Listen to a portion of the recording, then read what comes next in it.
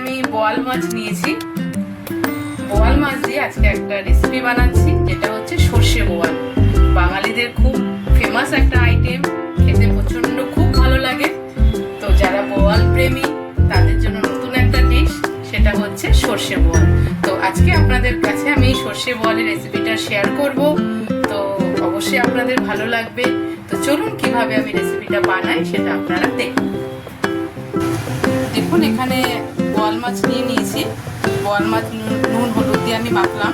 মাখার পরে কিন্তু আমি বেশ কিছুটা কাঁচা তেল দিয়ে বোয়াল মাছটাকে মেখে নিয়েছি, কারণ বোয়াল মাছ যেহেতু তৈলাক্ত মাছ, খুব ফাটে তেলে দিলে।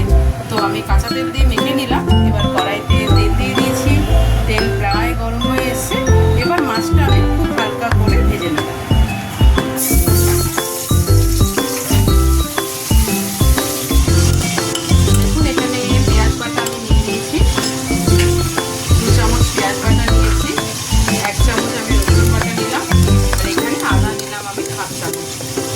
মশলাটা আমি এক জায়গায় করে নিচ্ছি।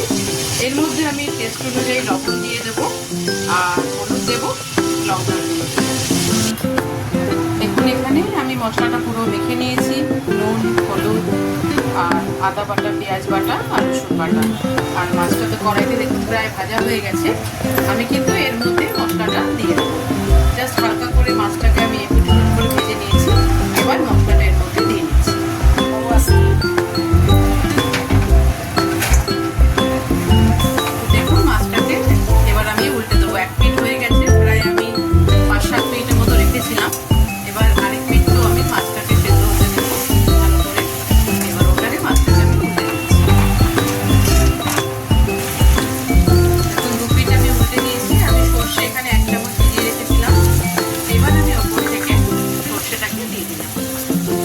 দিয়ে আরো 5 মিনিটের মতো রাখবো, রেখে তারপরে নামিয়ে দেবো।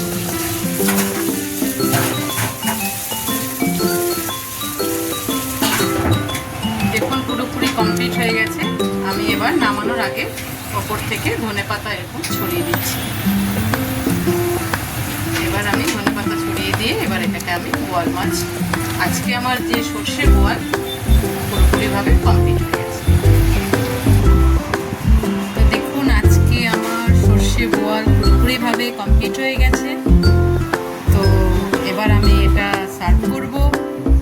তো বন্ধুরা, আপনারা অবশ্যই বাড়িতে রেসিপিটা ট্রাই করবেন। কেমন লাগলো, কেমন হলো, ওটা অবশ্যই কমেন্ট বক্সে জানাবেন। আর ফুডস উইথ বৈশাখী চ্যানেলটার সঙ্গে থাকবেন, লাইক করবেন, সাবস্ক্রাইব করবেন। Thank you.